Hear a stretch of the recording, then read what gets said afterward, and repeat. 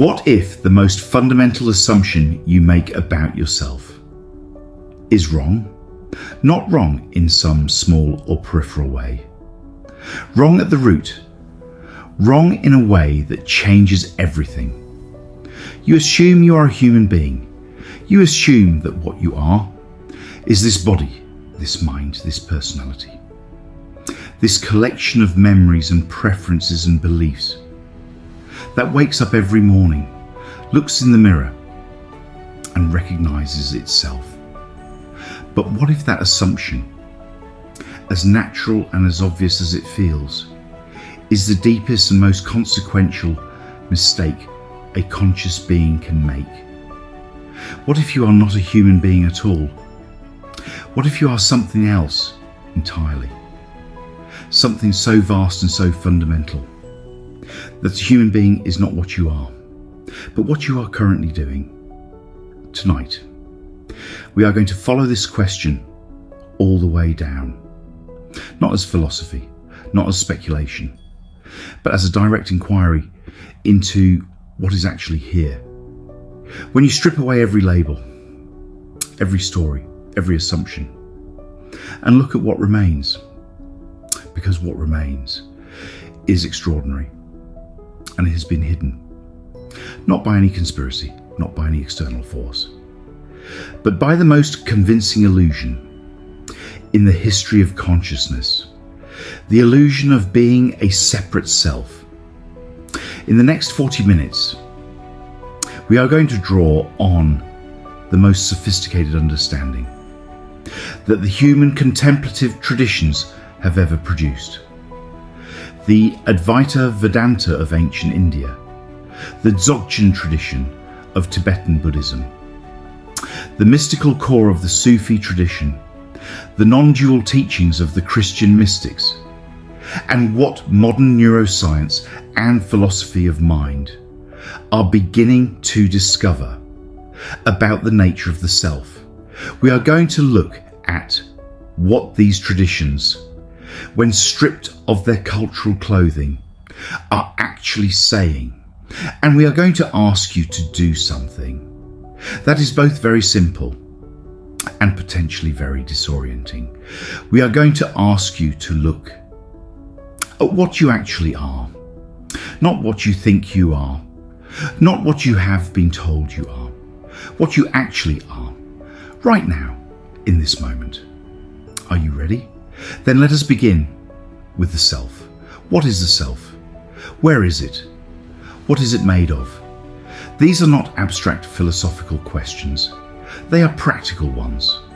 Because everything about how you live, everything about what you fear and what you love, what you protect and what you are willing to risk, depends on your answer. Most people have never seriously asked them. They simply assume that the self is obvious, that it is this pointing to themselves, this body, this personality, this history. But when you actually look, when you actually investigate the assumption, rather than just accepting it, something interesting happens. The self becomes very difficult to find. Let us try. Right now, where are you? You probably feel that you are located somewhere behind your eyes, that there is a you somewhere in the head, looking out at the world through the eyes as through windows. This feels completely obvious. It feels like direct experience. But is there actually a you behind the eyes? Or is that just a story, an assumption that is so habitual and so consistent that it feels like direct perception? The neuroscientist and philosopher Sam Harris describes an experiment that I want to invite you to try. Close your eyes and try to find the self. Not to think about the self, not to reason about whether it exists, but to actually look for it. Where is it? Can you find a boundary? Can you find a center? Can you find the thing that is looking? Or do you find only thoughts arising and dissolving, sensations coming and going, sounds appearing and disappearing, all within a field of awareness that has no clear centre and no clear boundary. This is not a trick question. This is a genuine investigation. And what most people find when they actually look is that the self they assumed was obviously there is surprisingly difficult to locate. The thoughts are there, the sensations are there, the awareness is undeniably there, but the self, the entity that owns the thoughts and sensations, the centre from which the awareness is looking, is strangely absent. This is what the Buddhist tradition has been pointing at for 2,500 years.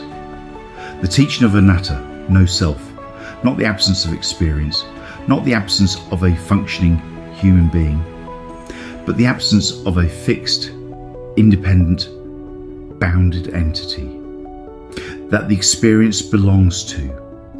The Buddha did not say, "You do not exist."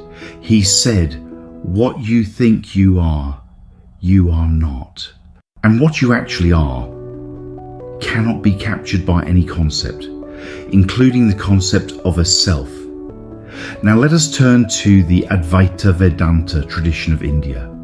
Advaita means non-dual, and the central teaching of Advaita is that the appearance of duality, the appearance of a self here and a world there, a subject and an object, a you and an everything else, is an appearance only. At the deepest level of reality, there is only one thing. The Vedanta calls it Brahman, infinite, undivided, self-aware consciousness.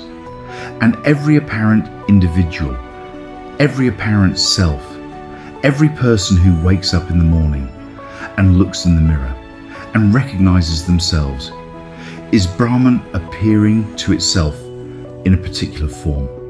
The form is real, the body is real, the personality is real, the experience of being an individual is real. But what is having this experience is not an individual, it is the infinite temporarily appearing as an individual. The way the ocean is real, and the waves are real, but the wave is not separate from the ocean. The wave is the ocean, taking a particular form, in a particular place, for a particular time. You are the wave, and you are also the ocean, both at once, not one after the other, not one eventually replacing the other, both simultaneously, right now. The Dzogchen tradition of Tibetan Buddhism describes what it calls the natural state, the primordial ground of being, prior to all concepts, all constructions, all identities. They call it Rigpa, pure, luminous, self-aware awareness, not produced by anything, not dependent on anything, simply present always, as the ground of all experience. And the entire Dzogchen teaching is pointing at the recognition of this ground, not as an achievement, not as the result of years of practice, but as a direct recognition of what is already the case, of what has always already been the case. The Dzogchen masters say, you are already free, not you will be free after sufficient practice, not you can become free if you follow the right path. Already free. The bondage is not real. It is a case of mistaken identity, of believing yourself to be the wave, and forgetting that you are also the ocean. And the liberation is not the acquisition of something new. It is the recognition of what was never absent. What does this actually mean in practical terms? Let me be as concrete as possible. Right now, as you listen to these words, something is aware. There is awareness happening. You are not producing this awareness through effort. You are not manufacturing it through will. It is simply here, undeniable, immediate, present. Now, what is that awareness? Where does it come from? Does it have a size? Does it have a location? Can you find its beginning or its end? Look carefully, not with concepts, with direct attention. What you will find, if you look with sufficient patience and openness, is that the awareness cannot be located. It is not inside the head. It is not behind the eyes. It does not have a position in space. It simply is, everywhere and nowhere, without boundary, without beginning or end. This is what you actually are. Not the body, not the mind, not the personality. The awareness, the boundless, locationless, ever-present awareness in which the body and mind and personality are arising and dissolving like waves in an ocean. This is not a spiritual belief. This is an invitation to look and see what is actually here. When you look, you may not see it clearly at first. The habit of identifying with the body and mind is very strong. It has been built up over an entire lifetime, and it will not dissolve in an instant. But something may begin to shift, a slight loosening, a brief glimpse of something behind or beneath. The ordinary sense of self, a moment of recognition that there is something here that is not the content of experience, but the awareness of that content, and that this awareness is not personal, is not yours, is not produced by your brain, or generated by your nervous system, or dependent on the continuity of your memories and personality. It is simply what is, the ground of all experience, the light in which all experience appears. Subscribe to Sacred Flame, because this exploration continues. We are going all the way down to what is actually here. Until next time, look for the self, and when you cannot find it, notice what remains. That which remains is what you actually are. Let me take this deeper into something that I think is crucial for understanding what these traditions are actually pointing at. The difference between the self as concept and the self as experience. Because most people, when they hear that the self is an illusion, or that there is no fixed independent self, immediately object. They say, but I clearly experience myself. I experience being me. There is clearly something it is like to be this person, in this body, with these memories and these feelings. And this objection is completely valid. The experience of being a self is real. The sense of being a particular person, located in a particular body, looking out at the world through particular eyes, is undeniably present. The traditions are not denying this. They are pointing at something more subtle. They are pointing at the difference between what is actually experienced and the story that is added on top of experience. What is actually experienced is a flow of sensations, thoughts, perceptions, emotions, a constantly changing stream of arising and dissolving experience. What the mind adds on top of this is the story of a self who is having these experiences, a persistent, continuous, bounded entity that owns the experiences. That is the subject of the experiences. That is the same self that went to sleep last night and woke up this morning and will continue to exist tomorrow. This story, this sense of a persistent, continuous self, is not directly experienced. It is constructed, assembled from memory, narrative, and the strong habit of self-reference that the human mind engages in almost constantly.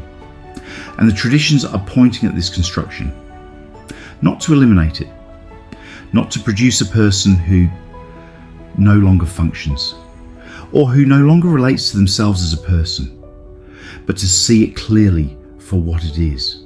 A construction, a very useful construction, a construction that allows you to navigate social life, to learn from the past, to plan for the future, to maintain relationships and commitments over time, but a construction nonetheless. Not the final truth about what you are. When you see this clearly, when the construction is recognized as a construction, something very interesting happens. The identification with it loosens. You are still you. You still function as a person. You still have preferences and relationships and responsibilities. But the desperate clinging to the self, the anxious protection of the self, the constant self-referential suffering, that arises from taking the self too seriously, begins to soften, because you can see that what you are protecting is a story. And while stories have value, they are not worth suffering over. The actual you, the awareness itself, does not need protection. It is not fragile. It is not threatened by what happens to the body or the mind. Because it is not the body or the mind, it is what knows the body and the mind.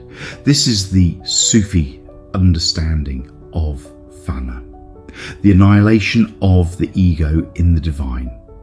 Not the destruction of the person, not the elimination of the individual, but the dissolution of the false identification with the constructed self and the recognition of what lies beneath it.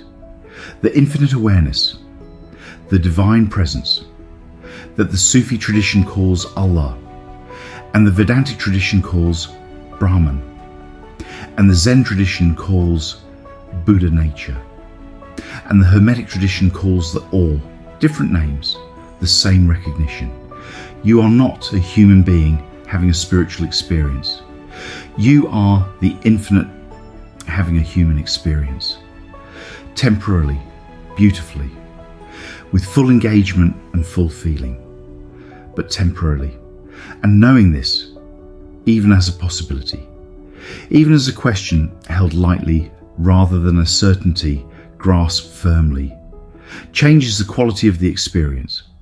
It introduces a lightness, a spaciousness, a willingness to be fully here, without the desperate grip of a self that is terrified of not being here. Let me offer you a direct practice. Based on the inquiry tradition of Ramana Maharshi, perhaps the greatest teacher of Advaita Vedanta in the modern era. Ramana's entire teaching was organized around a single question: who am I? Not as a philosophical question, to be answered with concepts, as a direct inquiry. Turn the attention inward and ask, who is aware right now? Not what am I thinking, not what do I feel, who is aware? Follow the question inward, past the thoughts, past the sensations, past the emotions, to the awareness itself, and notice what you find there. Not what concepts arise about it. What is actually there before the concepts, before the labels, before the story. Just what is actually there. You may find, in the beginning, only more thoughts, more concepts, the mind reaching for an answer, because that is what minds do. This is fine. Notice the reaching and ask again. Who is aware of the reaching? Follow it back, always back, to the awareness itself, until, in some moment, the reaching stops, the grasping stops, and there is simply what is, quiet, present, aware, without boundaries, without a story, without a self to be found, and yet not empty, not absent, alive with a quality of presence. That is richer and more real than anything the constructed self has ever produced. This is the recognition. This is what the traditions call awakening. Not a dramatic event, not a flash of light or a voice from heaven. Just this, the simple and undeniable recognition that what you are is not what you thought you were, and that what you actually are is something so vast and so intimate that no word can capture it. And yet it is here, always here, the most obvious thing in the world. Subscribe to Sacred Flame, because this inquiry continues, video by video. We are going deeper into what is actually here, into what you actually are. Until next time, ask the question, who am I? Follow it all the way down and find what has always been waiting. At the bottom of the question, there is something I want to address directly. Something that comes up for almost everyone when they first encounter the teaching of no self. The fear that it will make life meaningless. That if there is no fixed self, then what is the point of anything? If I am not really me, then why does anything matter? Why love? Why create? Why engage? Why do anything at all? This fear is understandable, but it is based on a misunderstanding. The recognition that the self is a construction does not make life meaningless. It makes life more meaningful, not less. Because when you're not clutching desperately at the constructed self, when you're not spending enormous energy maintaining and protecting and promoting the story of who you are free to be fully present, to actually be here, to actually feel what is here, to actually engage with what is in front of you, without the constant filtering of experience, through the question, what does this mean for me? How does this affect me? What does this say about me? The teaching of no self is not a teaching of indifference.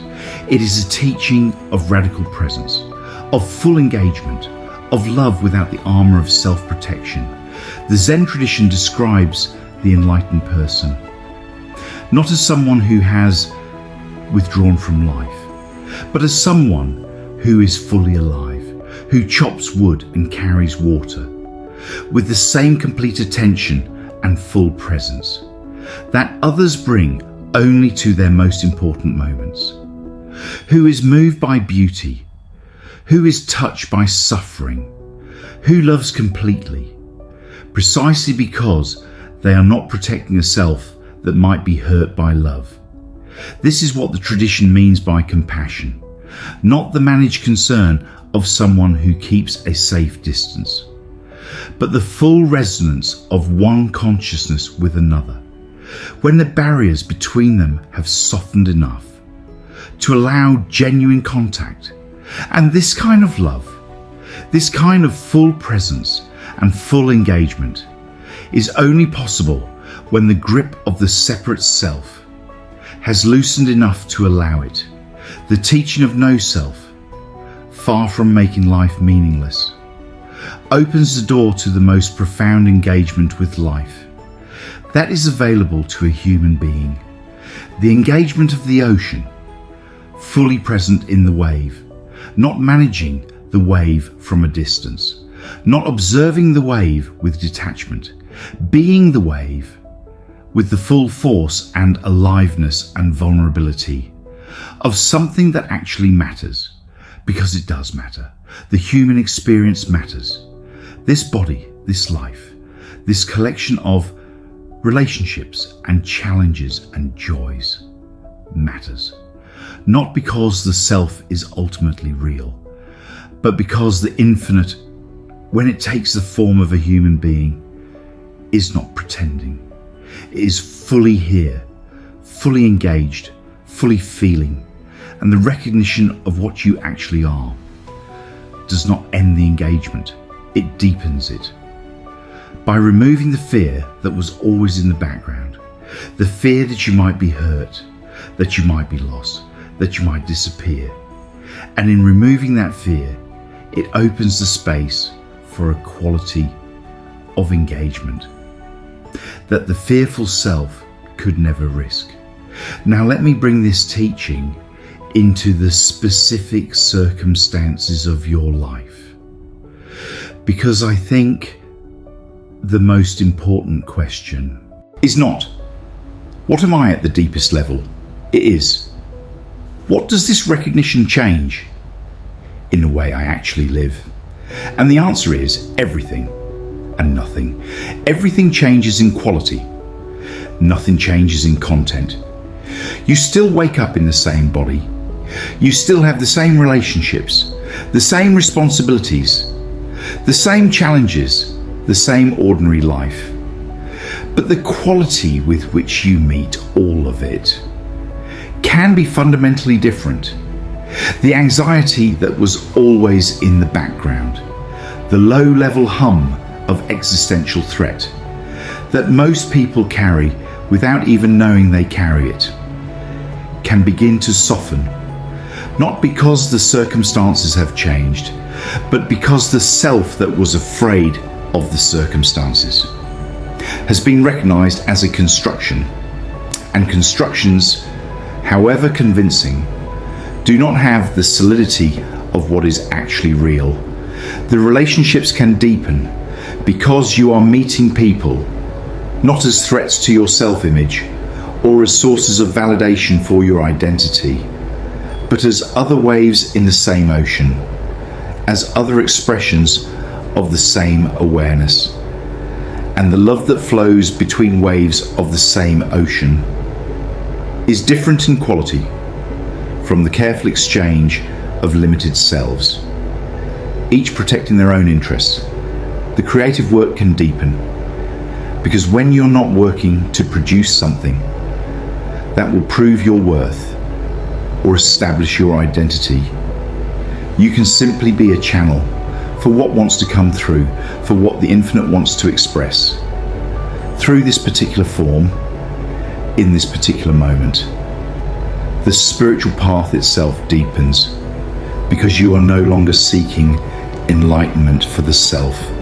The self that was seeking enlightenment is itself part of what is being seen through. You are simply here, awake, present, curious, without destination, because the destination was always here.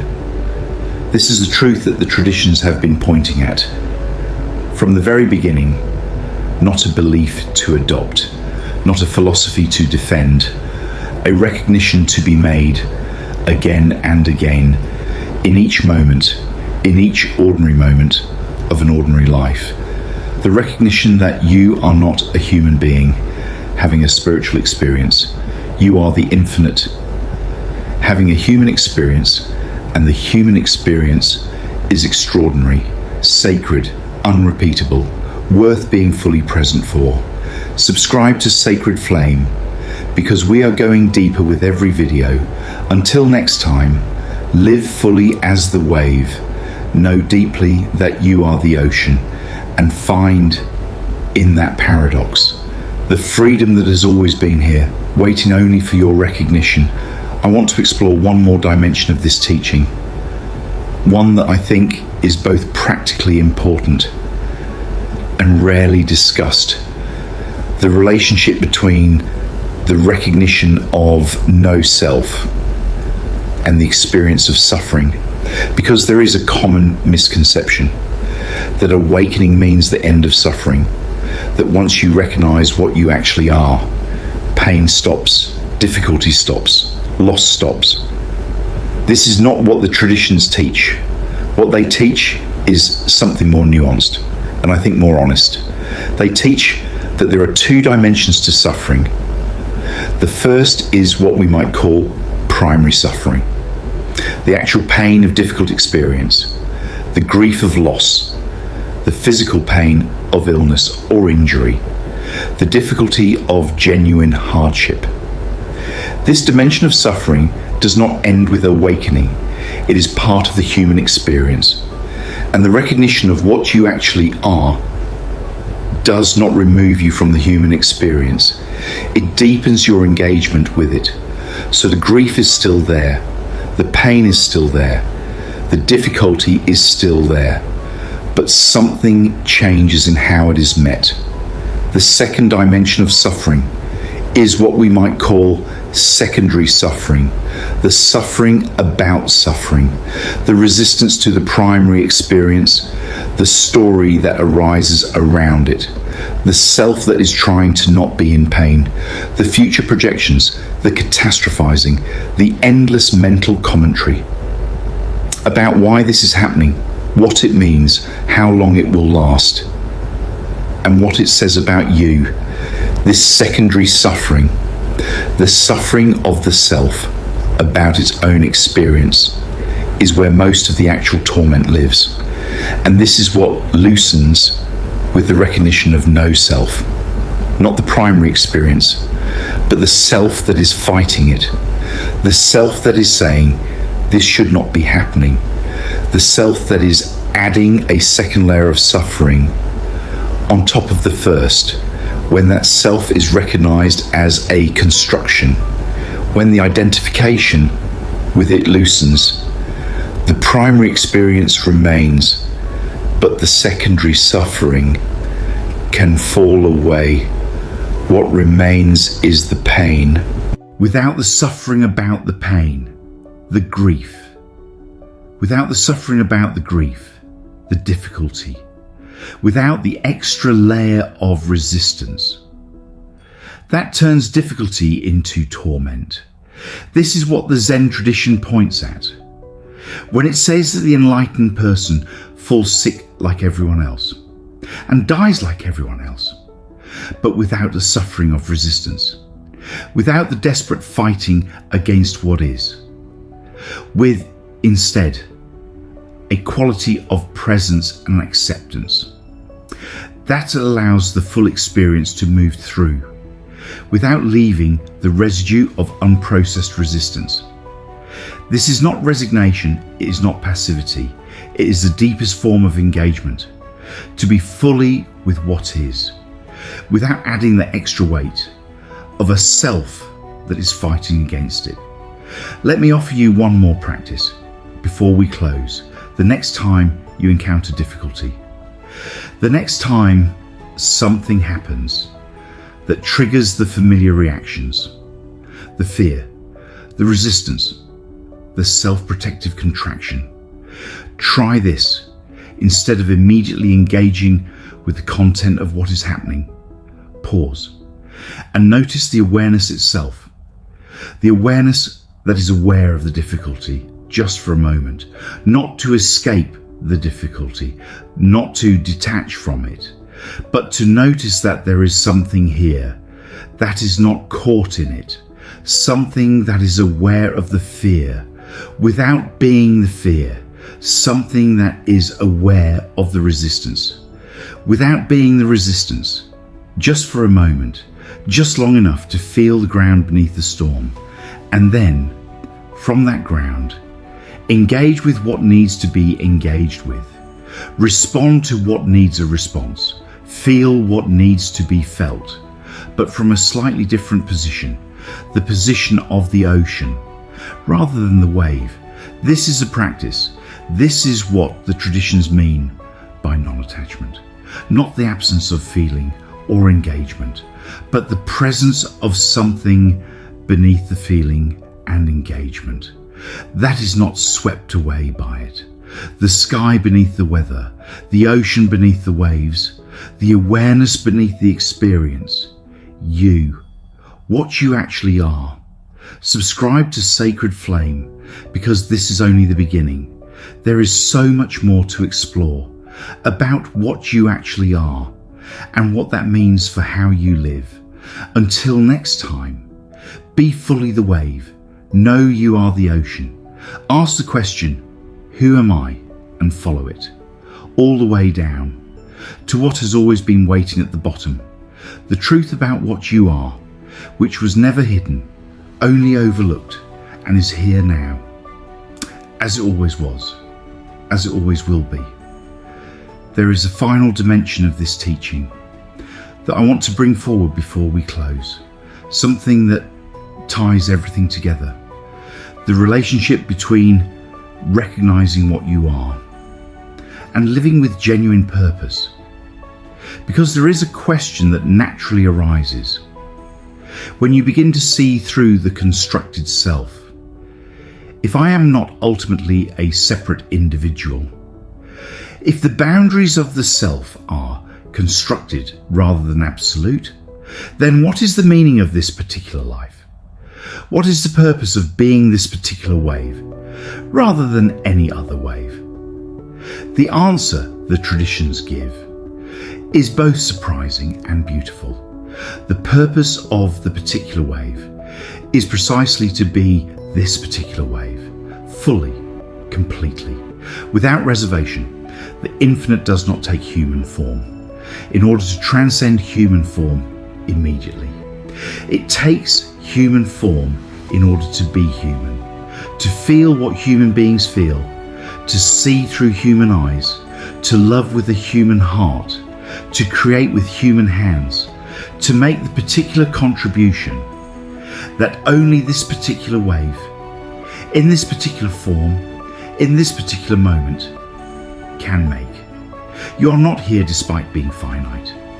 You are here because of it. The finitude is the point. The particularity is the gift. The specific combination of gifts and wounds and experiences and relationships that make you precisely who you are.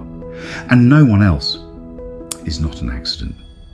It is the infinite, choosing a very particular way of knowing itself and honouring that particularity, taking it seriously, developing the gifts, healing the wounds, fulfilling the specific possibility that only you can fulfill is not a distraction from the spiritual path.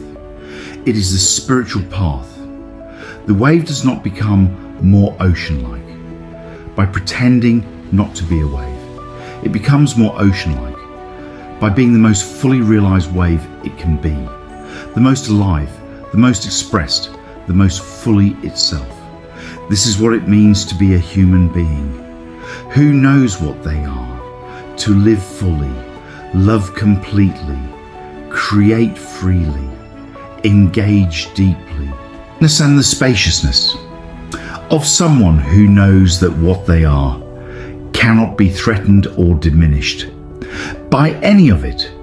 This is the life the traditions are pointing toward, not a life of withdrawal or detachment, a life of full engagement from a place of deep recognition, a life lived as a wave that knows it is the ocean, subscribed to sacred flame. Because this exploration continues, until next time, be fully what you are, all of it, the wave and the ocean, the human and the divine, the particular and the infinite, all of it at once, right now. This is what you are, and it is enough. It is more than enough.